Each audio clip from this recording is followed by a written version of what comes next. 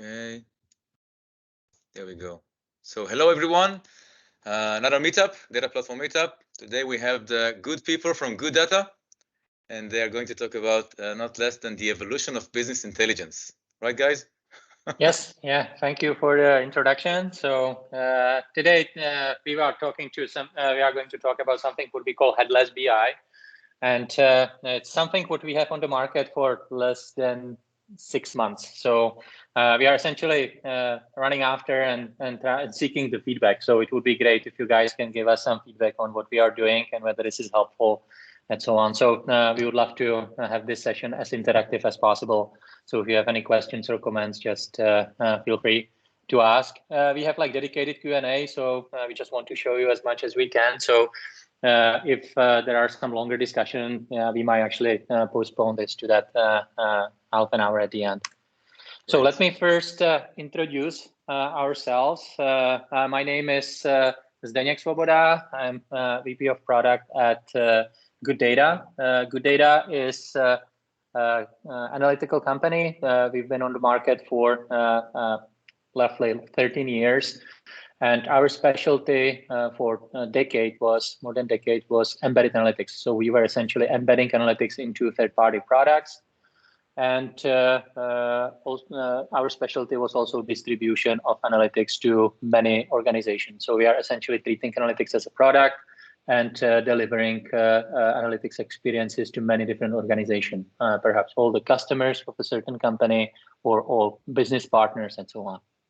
Together with me, I have Martin. Martin, can you please introduce yourself? Nice to meet you, everybody. Good morning, good afternoon. My name is Martin Švadlenka, and I've been working with Good Data as a senior product manager. And I'm primarily responsible for what is called gooddata.cn, Good Data Cloud Native. And that's our ultimate headless BI analytical engine that we are going to show you today as well. All right. So here is our agenda today. So we will first talk about the Headless BI, what it is, and it's essentially a new term. You know, you're not going to find that many articles about it on Google. So we just want to briefly all basic principles. And then we will talk about the openness of the Headless BI. So how the BI can be accessed from many different tools and platforms. That's one of the main tenets, main ideas, behind this concept.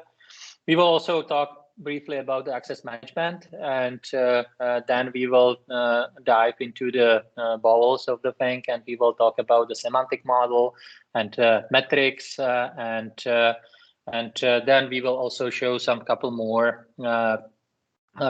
features and capabilities of the Headless BI, like declarative definitions, how it works in continuous integration scenarios, and so on. And as I said, at the end, we will have more time for your questions. But again, feel free to ask any questions as we go. We have plenty of demos. Actually, most of the time, I would like to spend with demos and show the thing live. Although we have few slides to kind of set the context and show you, how things, those concepts, of the Headless BI. So let me jump right into it. So what was actually the idea behind the Headless BI and what we wanted to enable? So primarily what we see, and as I said, we have analytical platform, hosted service that is used by more than 2 million users.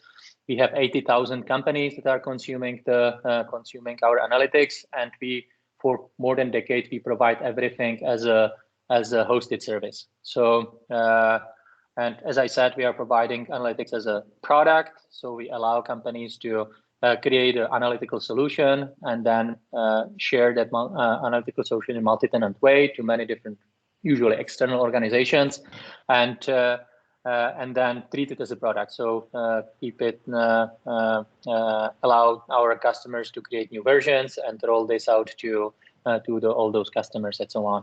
Our largest solutions have hundreds, thousands of users and 10,000s of organizations. So, and then, based on our experience, what we see, typically we provide essentially the dashboards and ad hoc data discovery. So ability for every user to create and customize those dashboards and insights that our customer is delivering to them. So dashboards and insights were the primary primary analytical views that we are delivering to our customers. And 6 months ago, we released 4 months ago, we released the newest version of our platform. We added capability of deployment to local data centers or to essentially to Kubernetes clusters. So we can deploy it to your private data centers. We can deploy it also to Kubernetes clusters running in Azure, in AWS, in all those PaaS platforms. And we also radical openness to the platform. So we will show you how we can share the insights with many different tools and platforms. We see our customers using insights and dashboard embedded in their applications. We see them using Excel. Many of them want to essentially connect to our platform with Excel. Get the data in real time and continue analysis in their favorite tools. Same for our BI, same for Tableau, same for ClickView, and so on. So show you how Headless BI can be accessed from many different tools and platforms. Recently, you will also see how we can access it from data science notebooks. That's something what we see recently as the more and more popular ways of interacting with data. So we will be specifically showing RStudio, and we will be showing Jupyter Notebook, and so on. So essentially, the point is that what we see is that analytics is accessed, from many different interfaces, many different applications, and that desire has been here for a long time. We see customers implementing those kind of multi-channel analytics through different platforms and tools that they make part of their solution. The obvious problem here is that many of these tools, they essentially import the data. They import certain snapshot of the data from the data warehouses or data lakes, from Synapse, for example. Those snapshots are taken at different times. So this is kind of the first place where some inconsistencies are happening. Then on top of that, those tools and platforms that usually have different calculations, expressions, metrics, measures, you name it. So they essentially calculate the analytics using different languages and with different capabilities and so on. And as you can imagine, there are quite a few inconsistencies on that calculation side as well. So the result is, and that we see that everywhere, we have large customers like Visa, for example, that even the simplest metrics like or KPIs, numbers, that analytics produces, like revenue, like margin, like cost, and so on, they are different. They are different per each channel. There are quite an inconsistencies between those different consumption channels. And that led us to IDEA. This is actually primarily caused by the fact that those platforms and tools, they tightly couple the insights, those calculations and the data models with the consumption, whether this is data visualization or whether this is some data science, machine learning model or something else. These things are tightly coupled, and and those tools, that are processing the data require, certain ways of certain analytical means. So what we've created is something what we started calling Headless BI. We essentially decoupled the analytics, as you know it, from the consumptions. So we create a new layer between the data, between your data warehouses and data lakes. And that layer is a single source of those calculations. And also it provides real-time access to the underlying data through something what we call Semantic Model, where we store a lot of useful information, analytical information and business information. So, and everything is shared with the rest of the world via APIs. And those are like obviously APIs like REST APIs, but on top of that, we have SDKs, we have implementation of standard protocols, and so on. So we can essentially connect from every single anything what you point your finger at. So we can connect from ODBC, JDBC, you name it. And that's how we integrate with all those different BI tools, with the machine learning platforms, notebooks, exports, Excels, and so on. Any kind of question or comment at this point? How do you like this this concept? It sounds similar to Microsoft Analysis Services in a way. How is it compared to that product? Sorry, you are breaking up. I'm not sure if it's me or if it's you. There's a network problem, I think, on your side. Yeah, hopefully. All right. Okay, I might need to switch off my my video if it's more serious. But sorry, can you repeat your question or comment? Yeah, you mentioned another layer of semantic model. It sounds similar to Microsoft Analysis Services. So I wonder how it is compared to that product. Oh yeah, so you mean is like it the same idea more or less? That's the same idea, but actually like in more like we are doing it in more open way. So we are not only have like this XMLA protocol, we are supporting many protocols and integrating not only with the Microsoft and a couple other tools, that support XMLA. So I think we have more widespread connectivity, on both sides, on the data side and also on that tool and platform side. Thanks. All right, so let me actually now show you all these different interfaces, some examples, and as you will see, I am a Mac user, unfortunately. So many of these tools are running best on Windows. So I hope that you will be able to see my virtual Windows operating system running on my computer. Is that true? Can you see Excel now? Okay, good, perfect. So the first example that I have here is like the most popular one. So obvious, this is Excel. As we are connecting through the ODBC interface here, but there are also other options like OLEDB and perhaps others. As you can see, there are no calculations in the Excel, although I can actually do some further formulas and continue analyzing the data. But all these data are calculated in that semantic model. And excuse me, I actually skipped one slide. I just wanted to show you the data that I'm actually using that we will be using for all the demos.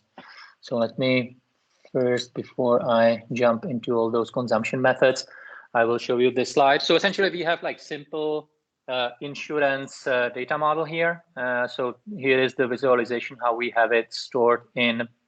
We are using Snowflake in this case, or Postgres database, but this could sit inside Azure SQL or Azure Synapse or something else. So this is the kind of SQL model, relational model, very simple. It's a demo. So this is insurance use case. So there are all the coverages, so the insurance contracts, there are all these claims, that the insurance company pays when, some accident happens.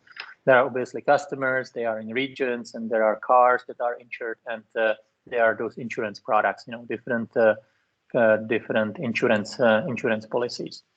On top of that, we have something very similar. We call it a semantic model. So this is something what we kind of infer from the data in our product, and we will actually go into way more details, how this thing works. And on top of that, there are all these kind of consumption methods. So here I have a snapshot of a picture of our own UI, that our own dashboard, that sits on top of this semantic model. So this insurance company is the demo data are using like Switzerland regions. So all the customers and everything is happening in like 15 to 20 Switzerland regions, and we will be those regions will be important in some demos. All right, so sorry for not introducing this earlier. So let me go back to this Excel. So essentially, we can get the data to Excel, and then later on, people can continue analyzing data in Excel. I'm not creating any elaborate dashboards or anything because I have to admit I do not have that much experience with many of these tools. So I'm just doing like simplest thing. I'm trying to visualize data in those tools in as much in the same way as possible. So here is the Excel. Then we can show the same thing in Power BI. So again, we are connected through the native Power BI driver here, and we have that semantic data model that I was talking about, and then we will inspect in more detail soon.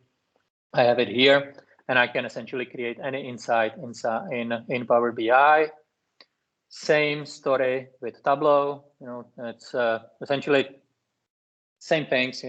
These tools are those visualization tools are all the same. Sometimes those the semantic model is on the left panel, top panel, right panel. So same capabilities here, same metrics, same data model that you just saw. I also have ClickView. This is the a little bit older interface, but it's as you know, ClickView. These guys do this, so you can just crawl the data, discover the data, work with the data in this fast fashion. They have this in-memory engine. So those are essentially kind of consuming. These examples show how we can consume the same metrics, same numbers that are computed at good data layer in this good data CN from different BI tools.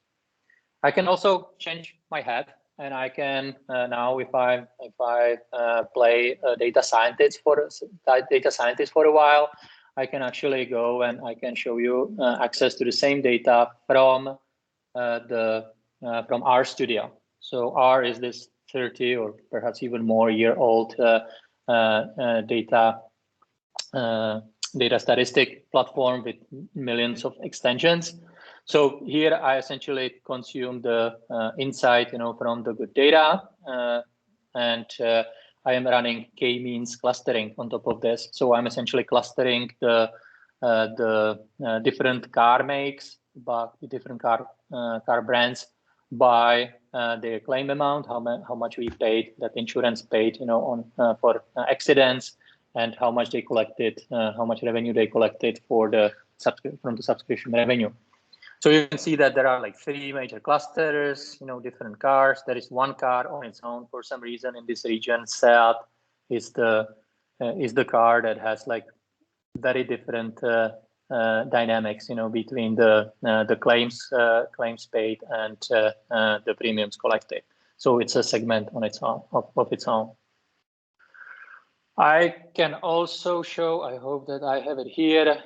Jupyter notebook. Yes, it's over here. So here I can perhaps take a look at the claim. Again, I can access the data, from a good data layer, and I can take a look at the claims that the insurance is paying on. I believe that this is monthly or weekly basis.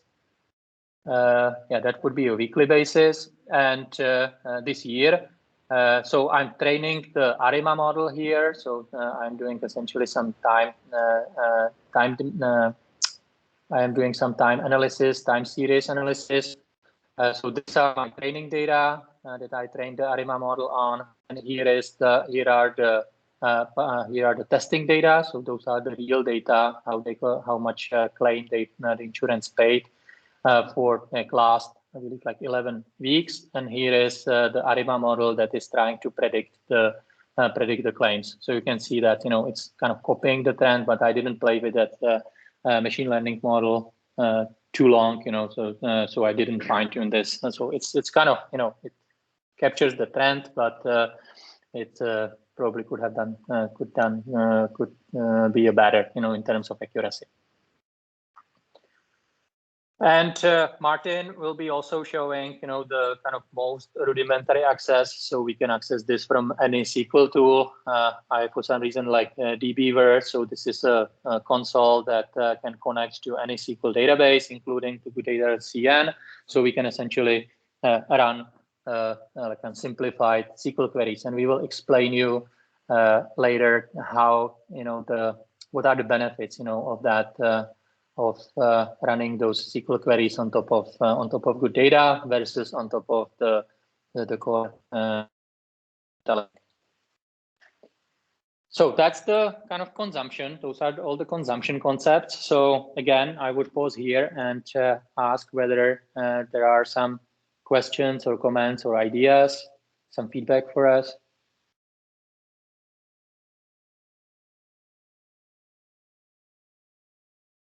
All right. So in that case, let me. Yep. I guess not.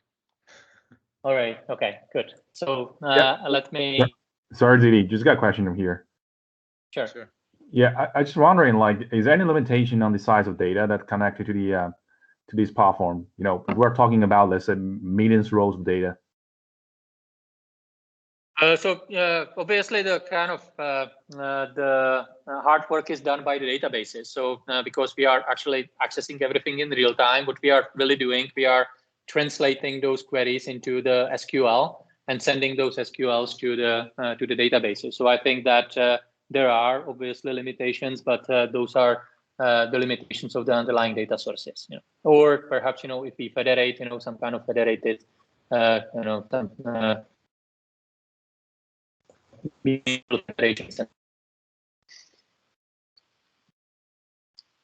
I answering your question? Yeah, got it. Thanks. Good.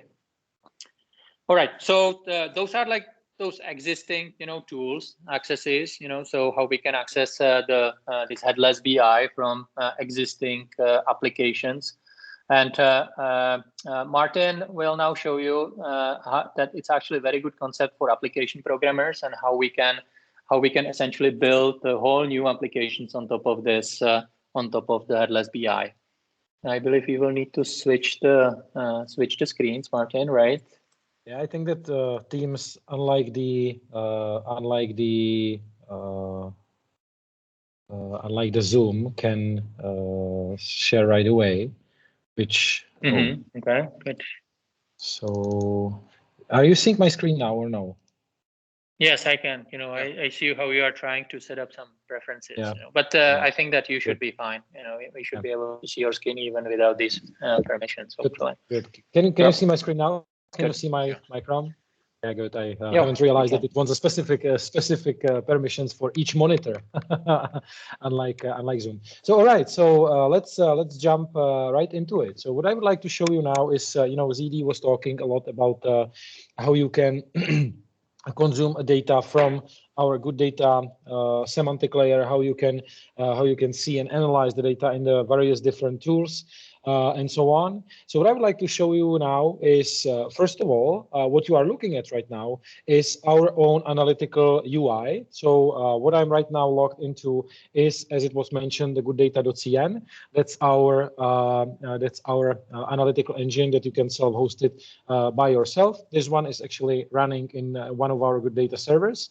And I would like you to imagine that right now, we are in, let's say, the development environment. So what I will be showing you here, first of all, I will jump into the demo workspace that we have there. Workspace is something that you can imagine like an endpoint, right? So imagine that we have a hypothetical insurance company, and that company has let's say, key parent endpoint where all the analytics are created. And when I say created, this is where I get into that analytical UI of a good data. That means, what does that actually mean? That means all the capabilities that you know from all these drag and dropping tools and so on and so on. This is very similar. And this is actually the layer where the analytical objects that you as a let's say data analyst or anybody who wants to create dashboards and insights creates, right? So for example, I have here the sample dashboard that consists of individual charts and insights, right? It's a very simple dashboard that's built on the same data that actually is connected into the same database that ZD was showing for his examples. And this dashboard, as I said, consists of various different insights that I'm showing you right now.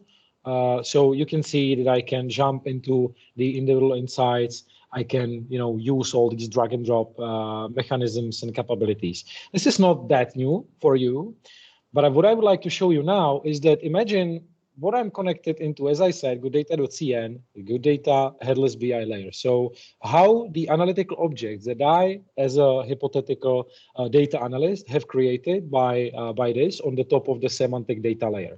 So what I will be doing right now is that I will switch from gooddata.cn from our analytical UI, and I will switch into my JavaScript-based application that is running on my local host. It's a very simple application that what it has is a various tabs where I would like to demonstrate how you can have your application, your whatever front-end language you might imagine. You take either our SDK or you access the Headless BI engine, the gooddata.cn, through our APIs. We have an open API standard, so that's another way. And how you can connect to that analytical object, how you can reference them, and how you can use them and consume them in your application. So first example here that I would like to show here is the embedding the individual insight. One chart that some data analyst in your company, in your insurance company, has created for you. So when I switch now into the code, this is just, as I said, simple application, but I want you to focus on one simple line, and that's this one, right? Through our gooddata.ui SDK, you can literally connect your application to wherever your Headless BI engine sits, and you can access the list of your insights that you have available. And by this simple command, you can just simply add it to your app, to your visual, to your web application, whatever. And just to prove you that this is something that is connecting directly to the semantic layer, to the semantic data layer, and to that Headless BI engine, I can show you that I'm basically given the option to include and embed any insight that I have available in my Headless BI engine, in that Headless BI layer. So right now I'm picking the premium revenue trend, and that's what you are seeing on my tab. Now, what I can also do is to include the whole dashboard, right? Because again, dashboard is basically in our Headless BI layer. It's the standard analytical object that has the same type of like a configuration. We will show you later on how is it configured, how you can access the configuration. But what's important here, that the dashboard that you saw previously on that gooddata.cn, on our good data analytical UI, I'm now the whole including into my JavaScript-based application as a whole, as one big dashboard. Of course, this is the dynamic connection. It's not cached anyhow. It's not caching the data anyhow. So if I jump back into the Headless BI layer, into our analytical UI, and I change something from the visualizations like colors of the chart, or whether I change, let's say, the mechanic and the formula, how I calculate claims number, claims amount, and claims, let's say, revenue or premium revenue, whatever, then it gets automatically propagated to my JavaScript application. And how is this done? Well, this is done very, very similarly.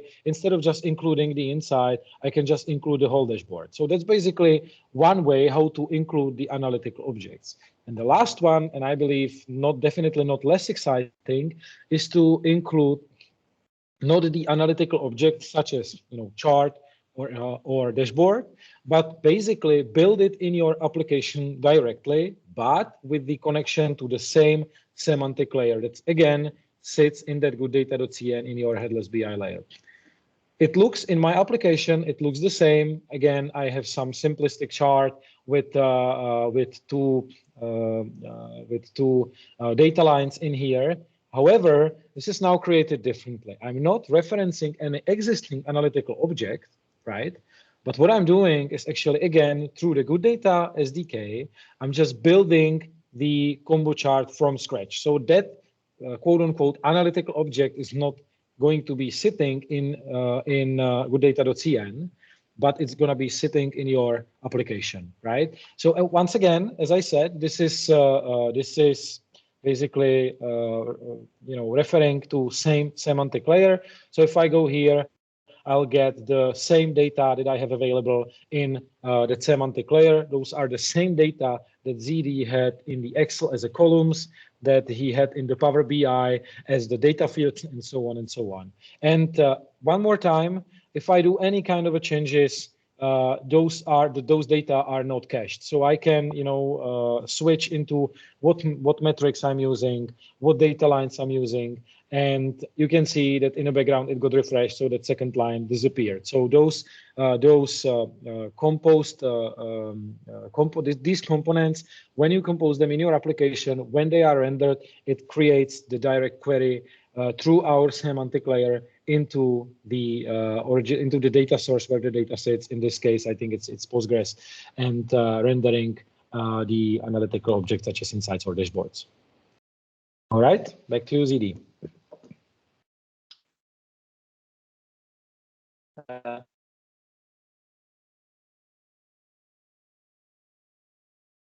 think we lost ZD. Oh, have we? Still hear me? Yeah. Oh, that's bad. You can? Perfect. Yeah, can you hear me now? Martin, I think that you should continue driving the slides, if you can help me with this, because we are jumping into next demo right away. So okay. Can you please, thanks. Let me do it. So the main benefit here is that if in my organization people use different BI tools, this will make it consistent across different tools, right? Yes, and applications that you might be developing. So for example, we have companies that have, it's a payment company, which names we can't share, unlike Visa, that have like 18 applications with us. And as you can imagine, those are like applications for different audiences, but there are many shared metrics, many shared multiple applications as well. So this is not all, and obviously also other types of access. And if you combine it with the this kind of, we call it like Switzerland approach, so meaning that we can deploy anywhere, we can connect any tool, not only like AWS or not only Google and so on. So so we have like much broader connectivity on both sides, on the tool side and on the data side as well. So if we just briefly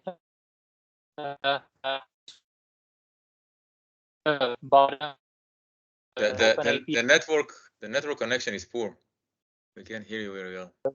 Okay, so let me. I can't do much about it, but what I can do, I can switch off my my video. Is it better?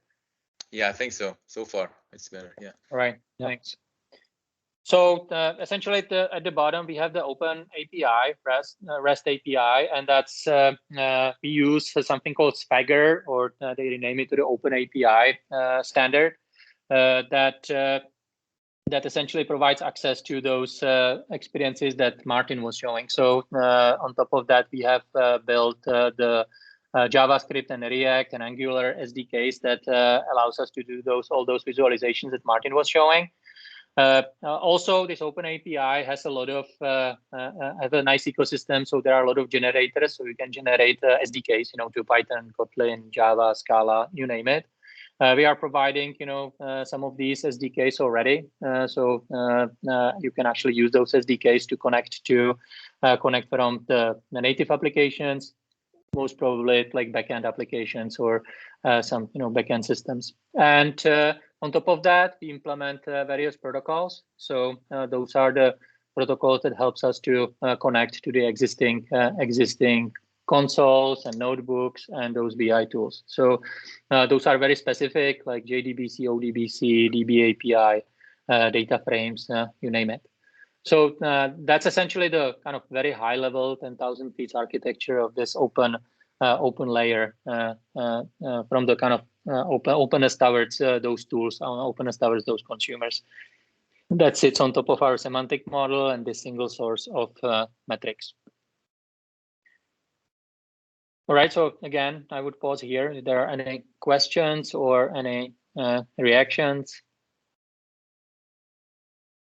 All right, so let me go further. So the next thing that we wanted to show is that it's not only about the open access, but it's also about management of access to the different metrics and to the underlying data. So if you can imagine, if you have those multiple platforms, it's very difficult to synchronize the access, who have access to what, through a different channel. So here we will show you how we can deploy the kind of solution on top of gooddata.cn.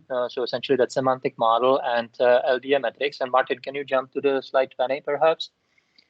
And how we can create multiple endpoints on top of this, on top of those semantic models that restrict access to the data. So for example, if we are sharing the data with multiple regions, if you are the insurance company, we can, for example, create a semantic model for all agents, and those agents are sitting in specific regions. So we can just limit those agents to be able to access just specific region. So we can create an endpoint for multiple users from, I don't know, Zurich or from Bern, and those guys would only have access to the customers, from this area. We are quite flexible in this regard, so we can create endpoints that are for different types of employees, perhaps for employees or for external people, external agents in insurance. We can also define access based on the management level, something for C-level people, something for regional directors, and so on. So this is a data-driven thing, so we can map to anything what is inside the data. And Martin will also show now its inheritance model, how we can essentially deploy the kind of the one solution once, and how we can roll out to all these endpoints, and how these endpoints can be customized. All right, so over to you, Martin. Okay, so let me jump now. As I was before, I was showing you, as I said, imagine that I was showing the development environment. So what I will now jump into right now is, let's imagine again the same insurance company, but the production environment. So within the major workspace in here, that's called insurance demo, the major endpoint. We have the very same analytical objects, the same dashboards, the same insights, same everything, same data model, first of all, because this is something that has been basically deployed from the lower environment, from, let's say, QA or development. However, what is the difference here is that, as you can see, I do have here the various different endpoints. Those endpoints stands for different Swiss locations, such as Bern or Zurich or others. What is the key idea behind this is that these four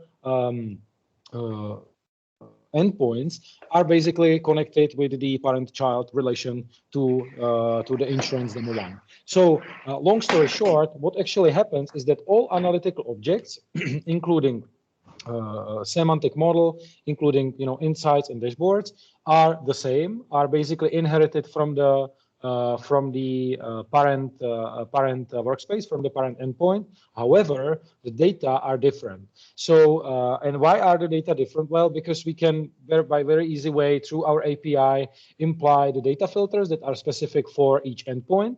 So when I jump here into the insurance demo, this is where I am, I'll see the dashboard that has been prepared, and that shows the data across all the organization, across all the insurance company. But when I switch into, for example, Zurich, you will see that the numbers will change. And why it changes is that it is actually changing into the data through the data filter that are relevant only for that endpoint, in this case only for that region, only for the Zurich region. And of course, like you can add a new specific dashboards that once again will be working on that filtered data coming from the very same semantic model that is actually again inherited from the parent workspace. Now, when I go, just to show you how does that work, when I go into, let's say, the parent endpoint here, and I jump into the analytical designer, and I will find out, let's say, first that was this one, and I change again whatever I want to change, starting from the colors all the way to the data, and I save it. It will get propagated not only to, of course, that root dashboard that I'm using in there, but once again, as any change, it will get propagated to that region data. Right, and it works the same way again changing the formulas, how the metrics calculates in there, and so on and so on.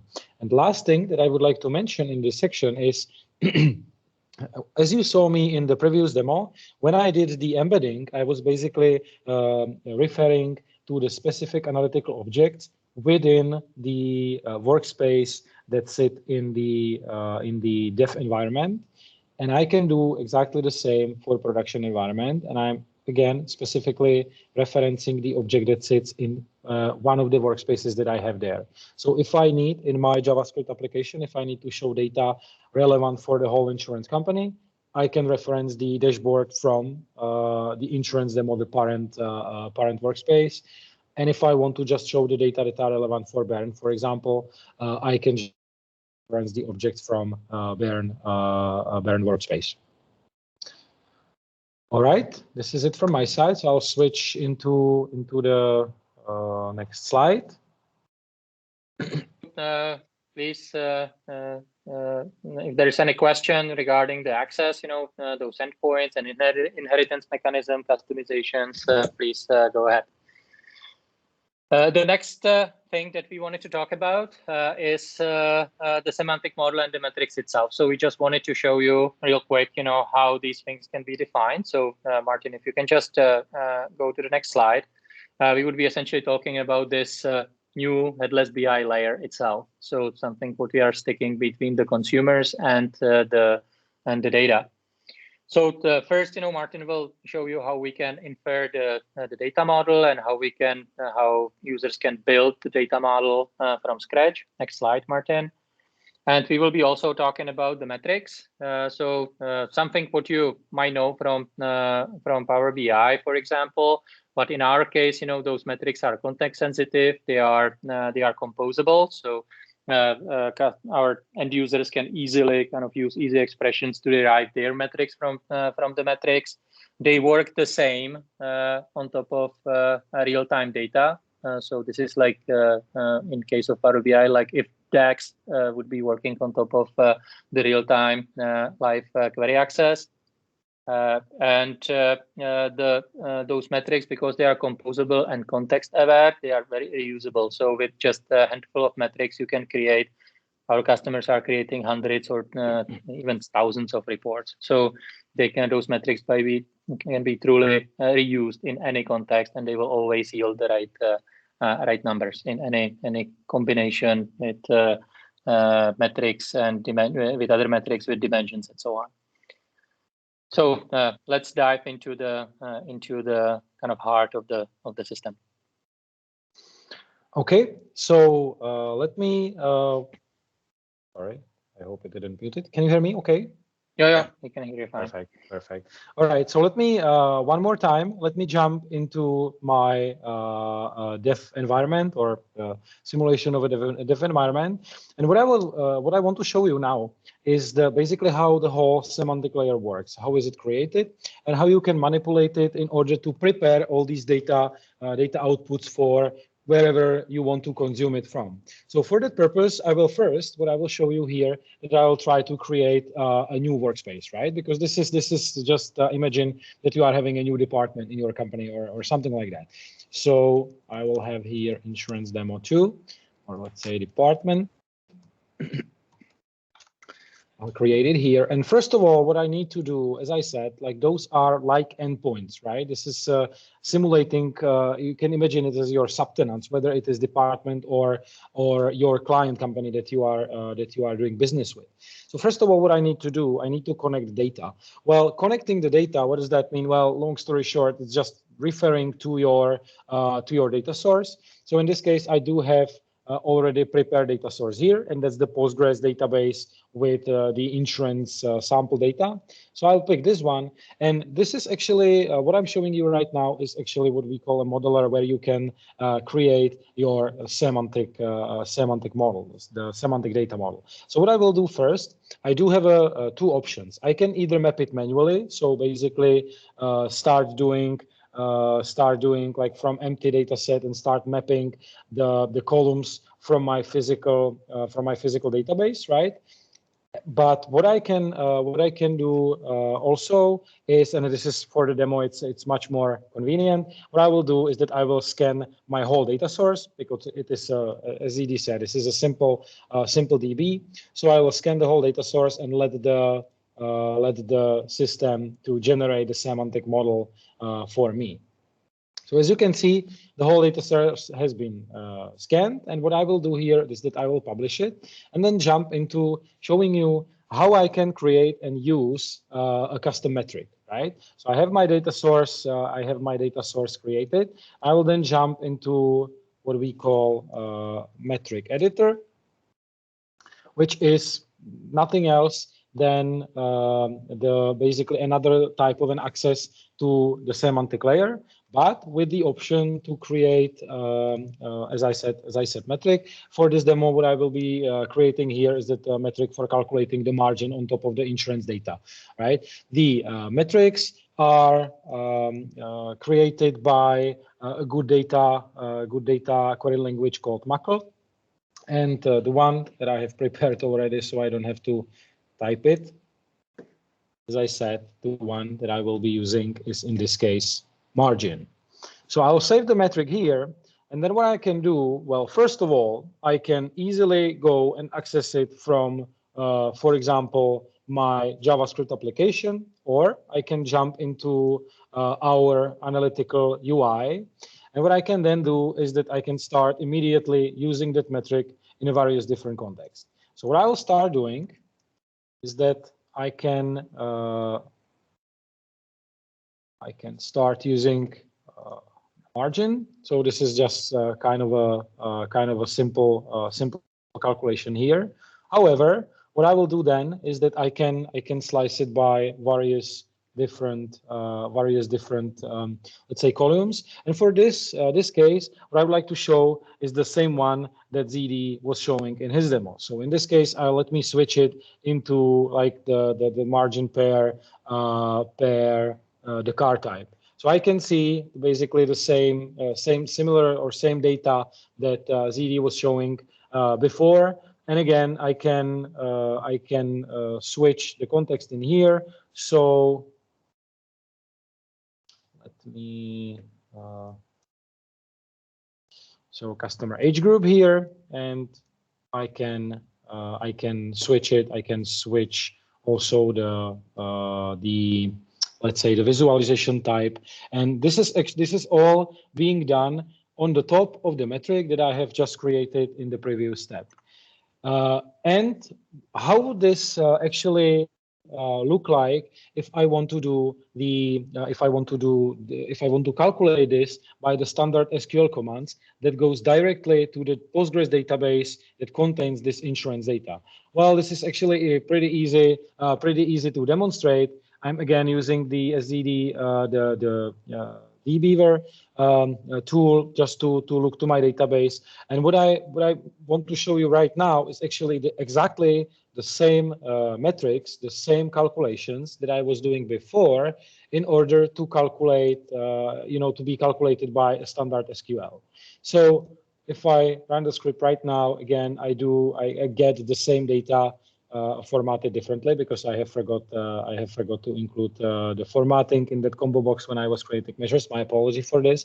But what you can see here, this is the same calculation being done on the top of the source database by pure SQL. Same for calculating this on the top of the age group. Right now, what I want to show you as a last part of this demo is how you can access the metrics, which is actually how all these tools that ZD was showing at the very beginning of our meetup. So things like Excel, Power BI, Tableau, Pelic, and others, how they can access it through the connection, through the direct connection to our semantic model. For this type of a connection, we basically mimic the Postgres connection, but you can connect directly into what we call LDM, which is the semantic data model.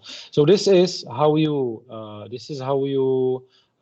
can, for example, calculate the same results calculating that margin, but not by the standard SQL, but selecting directly the metric that I was creating in the previous step. So when I run it, I get the same data one more time, and one more time. If I do it by the age group, again, I get the same data by the simple select, because this is referring to the custom metric that I was creating at the beginning of this demo part.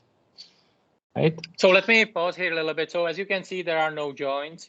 We do not access any tables or anything like that. So those metrics are almost like flying on top of the data model, and you can use them anywhere, in any combination of any tables, any columns. So you are free to combine anything from all tables that you have in the data model.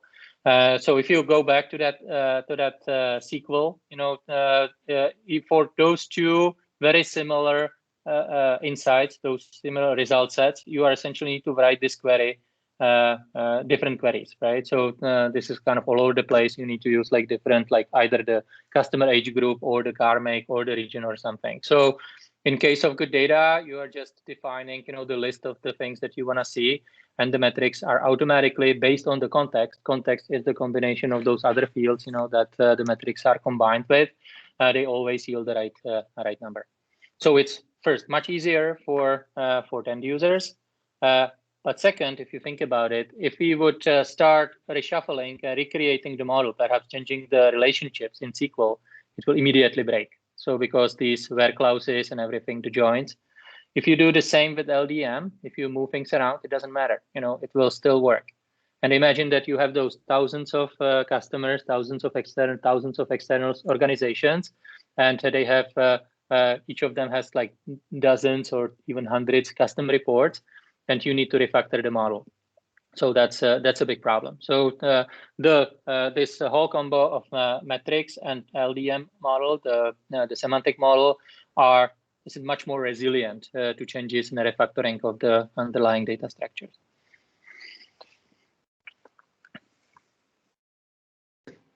All right. So I'll be switching back into the deck, and let me jump right here. All right. So now what we will be showing is kind of declarative nature. So we designed the Headless BI, the GoodData.cn, to be API first. So essentially everything is available through APIs. Not only that, everything, all the definitions are described using declarative, human-readable declarative descriptions. So and it has advantages because people can immediately merge those things. If two developers, one through some visual IDs, for example, the visual approach that we were showing, other developer who is using a code editor for writing those declarative descriptions, they can work on top of the same project, and they can easily merge their work, if there are some conflicts. We can, this declarativity can also help when you need to generate something, when you need to generate the LDM or metric or anything on fly. So those declarative definitions can be generated by any programmatic language or script, and later on, pushed to sent to our backend. It's also very useful when you are creating continuous integration pipelines. So when you need to, for example, transfer something from development to QA or from QA to production, these declarative definitions helps a lot. More than that, those declarative definitions are extremely convenient. So you can access those declarative definitions at different levels. So you can, for example, take everything what you have deployed to a single server and push it immediately to another server. Or you can just go and access individual metric or individual dashboard with all the dependencies. So there are many different kind of access points in the hierarchy that the developer can modify. So it's real kind of joy to work with this very handy declarative definitions. So Martin will show you just some basics of it. Okay, so for this last demo, what I would like you to imagine is that imagine that those two environments that I was just working with, the development and production environment, are something that the team is working on. They are the standard like CI/CD pipelines for deployment, for content promotion, the approval processes, and so on. But what happens if I want to, let's say, create a new environment? I want to create, let's say, QA2, or provision the analytical objects to somebody else, the whole headless BI layer. So for this purpose, what I have here is that I have the gooddata.cn, the headless BI layer, deployed on my local host. You can see it's running on my local host, and at this moment it's empty. I do not have there any workspaces. I've just simply downloaded the community edition in a form of a all-in-one Docker image, and I've run it, and this is it. So what I can do now is that I can access the API layer of the running instances. In this case, I will be accessing the development instance. And just to show you that what API layer we are talking about the Open API definition. You can see all the specification our online documentation that sits on gooddata.com/developers. And basically, long story short, every single action, every single object, the analytical object, can be accessed and defined through the API. Whether we are talking about defining or getting the definition of the metrics from the headless BI layer, whether we are talking about getting the list of all the charts and all the dashboards that are in there, creating new data source and connecting it to your new workspace, or whether we are talking about creating a new workspace, deleting a workspace, everything is manageable through that API layer in order to provide convenient integration channels. So how does that work? Well, first of all, as you know, API can be managed through the various different tools. So I will be showing this on the top of two. First one, I will show you the Postman. And what I will do here is that I will simply get the definition of all the workspaces that I have defined in my development environment. So if I send there a simple GET request, you can see that I'll get here the definition of all the workspaces. I will get there what is the model, that the semantic model that's available there. I will get there the names of the workspaces and so on and so on. It's pretty long definition because it contains everything, all the analytical objects and so on. So what I will now do is that I will take this definition and I will, by one simple request, I will push it into the headless BI layer, into the gooddata.cn that is running on my local host. And how do I do this? I will switch into the Visual Studio Code because this is a bit more convenient for a significant amount of the developers. And what I will do is that I have prepared here a simple request that will put the workspaces definition that I have stored in this JSON. That's this one. This is the one-to-one to what you saw that I got as a response on that previous request through the Postman. So I will take this. Workspaces definition, and I will put it into my my headless BI layer running on my local host. So if I do this, I should get 204 if I'm not mistaken. Oh, this is because you clicked it twice. Yeah, I clicked it twice. Sorry, my mistake. But just to prove you that something happened, and if I refresh it here, I should get here the very same workspaces that I have there, very same endpoints with the same analytical objects inside.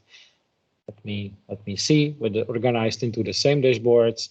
And of course, more, I can access the very same data model that automatically connected to the data source that is used for the development environment. This will take time because again, this is running in my very thick Docker image. So this is not sitting in any Kubernetes deployment. This is just sitting in my local host. So this is why it does take time, and I accidentally clicked on the data right now. So you can see that the data model there for the parent endpoint for the insurance workspace is the same. And if I go into the analytical UI, I will see there one more time same objects in here.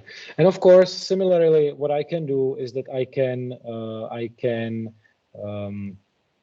get the definition of the metrics. Just to show you an example, if I want to, just like calculate the margin one more time, imagine that that metric is not sitting in my local host with data.cn, then I can, this is how the JSON definition looks like. This is the very same definition as I was doing in the metric editor.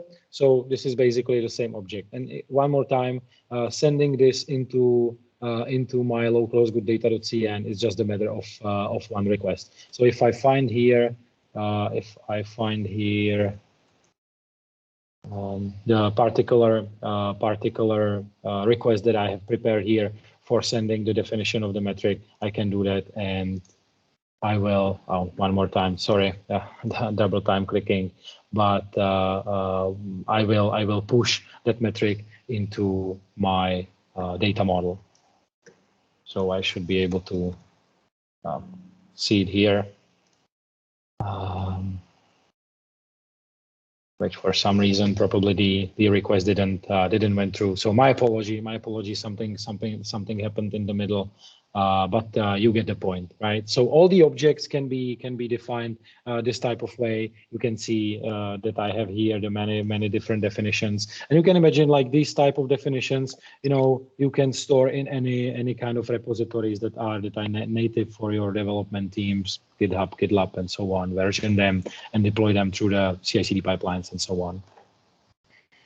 So switching back to the slides, I think we are right before the end. Maybe let me ask, let me pause here a little bit and let me ask you if you have any questions regarding the how to manage our headless BI layer. Yes, I have one. Go ahead. When I write my query, I have the opportunity to test the performance of the query, and because I know what is happening there, and it's understood when I execute the query against your semantic level, you rewrite the query and execute it for me behind the scenes, right? Yes, essentially we are rewriting the query and then sending that query to underlying data source. So we may have a problem here, because if you're executing another query, right? Execute another query, what is all about when I want to test the performance of the query? I will have to debug the query in more. It will be hard to do it. It won't be easy to do it. Yeah, so obviously we have a logging and monitoring. So you would probably. Yeah, but it's caused to me to do a lot of things that I don't want maybe to do, or a lot of work. I'll give an example. Entity Framework, for example, it's a good example of a tool that make a lot of changes and rewrites in the select fields only. Let's take this kind of rewrites. I'm not talking about the other, but make a lot of changes in the select. And there are because of that, there are a lot of known situations that cause very poor performance issues in the queries, and you don't know why.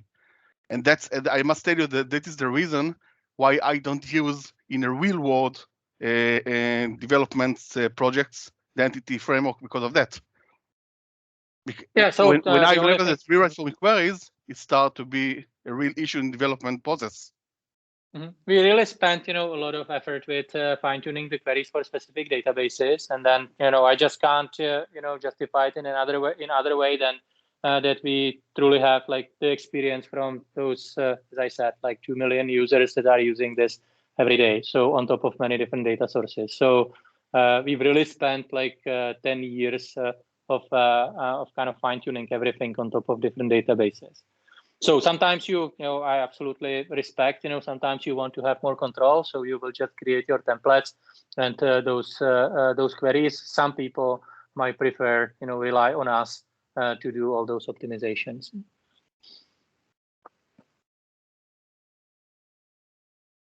Is that a meaningful answer to your question or comment? I don't see how it helped me in real world queries, because many times they are very complex, and when you're working with different databases, which are working with different engines and different cost engines, it's not so easy in the real life. It's not, I'm not discounting it. I know how hard it is. Absolutely. We have like quite a few developers who are kind of spending, whole days, on doing this. They are dedicated just to the optimization. Absolutely, very hard. So that's perhaps a good segue to the some kind of wrap up here. So if we can go to the next slide, Martin. Essentially, like, let me say that this thing is free. So if you want to really test it, benchmark it, so if you want to try it yourself, take a look at the queries that we are generating. You can download it. There are multiple different editions. All the development with all the features that we have, there are no restrictions, is for free. It's a simple. You can just install it as a Docker image with just one liner. The production version is also free, so you can actually use this for free in production. We are charging for some advanced features. So as we are kind of seeding the market with this, starting. We are very kind of benevolent here and really aggressive in terms of what we give out for free. So if you want to take a look at the technology, then what queries it's generating, feel free to download it and take a look. So in Azure ecosystem, currently we are working on support of the Azure SQL. We will have it roughly in 1 month. So currently we are somewhat supporting Microsoft Blob Storage, and we are working on the Azure SQL and Azure Synapse support. Today we can deploy the goodata.cn, the Headless BI, to the Azure Kubernetes services. So in the documentation there is a recipe how you can deploy this to Azure. Obviously, as I said, we have this Switzerland approach, so you can deploy it to other platform as a service as well, to AWS and Google and so on. The development is based on Docker. The production is based on Kubernetes. So it scales better, and you have all these additional services like logging, for example, and monitoring and so on. So if you go to the previous slide, Martin. So if we start recapping, what we saw today. So essentially, the goodata.cn is very open towards the databases. We are able to connect to not only the cloud data warehouses, the SQL warehouses, but also NoSQL and streaming. You saw that this composable UI framework, how we can work with React and Vue and Angulars, those modern UI framework, and create efficiently and fast UI experiences. You saw the open APIs and SDKs, how we can connect it to many different tools, those Excels and BI tools, Power BIs and notebooks and so on. We talked about the declarativity, which is very useful for continuous integration and continuous delivery. So you can essentially use this engine, goodata.cn, as a part of your product, and you can release it with your product and use your existing release management workflows. It has obviously the integration into your user management. We use, for example, OAuth protocol.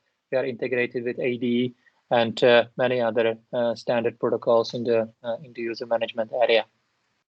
And as I was saying, if you, Martin, can jump to 32, this is many things here are free. So all the development, evaluation, testing is free. So if you just run this command from your computer, Docker pool goodata CNCE, it will download the community edition. Again, all the features, all the bells and whistles are there.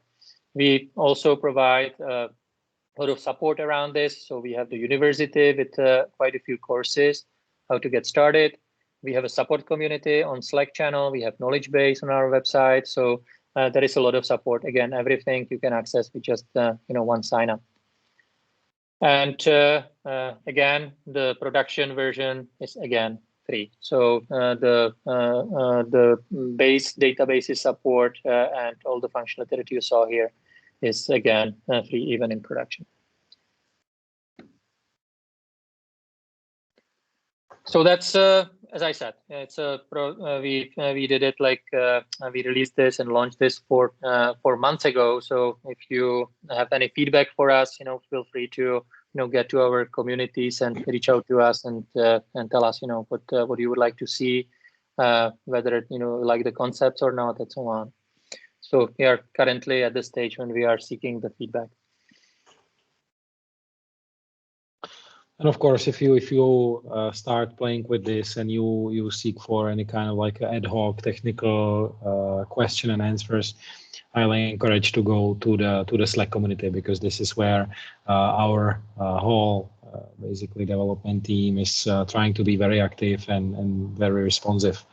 So any technical questions, how to do this, how to do that, and then this is a place for you to go. Right. Right.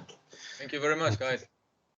Yeah, thank you for the opportunity to speak here. So we are glad that we are able to present, and thank you, guys, for this. Thanks very much. Any additional questions here? Yes, no. Yeah, I guess not. Yeah. Okay. So we'll upload the recording and the slide deck.